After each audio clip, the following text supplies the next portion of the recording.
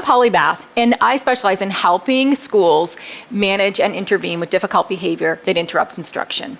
Today, I'm going to address a question coming out of the high school. Why is it that my high school students don't learn from things that happen to their peers? A senior crashed his car texting while driving, but everyone still does it. It seems like they think it won't happen to me.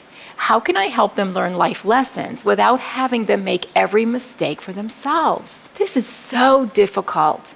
And I think about the brain at that part in our lives at high school. And the more we learn about that, the more it makes some sense, if you will. There's some research done in a book that I have read called The Teenage Brain, and the authors are Jensen and Nutt. One of the things they say about the teenage brain, which to me makes a lot of sense, is that your brain is at really good capacity. It's fresh, it's young, it's gone through childhood, now you're into adolescence, you're almost into adulthood, and it's like a well-tuned car. You know, it's like that Maserati, it's that high-tuned, fresh-brained car. But in their research, in their book, they say that the problem is the car's never been road tested. I just love that, the way they put that together. Because if you think about it, it's true. We're kind of in a prime of our thought process in our teen years, but we got to road test everything ourselves.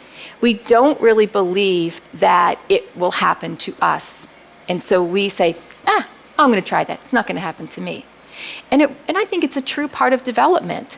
So don't give up, though. I think we continue to send those messages to kids. We continue to say, hey, listen, I understand that you think this won't happen to you. And perhaps that's the language we should start using, letting them know that I understand that you don't think this is going to happen to you. But you know what? It could, and it might. If we could put that language in there, it might help to validate them versus coming to it from an angle of, you got to learn from this. Didn't you learn from this? Didn't you see what happened to him? See, that shuts down their thought process, and it makes it so that they don't think about it anymore. They're just taking it, the adult's just squawking at me again. That's not going to happen to me.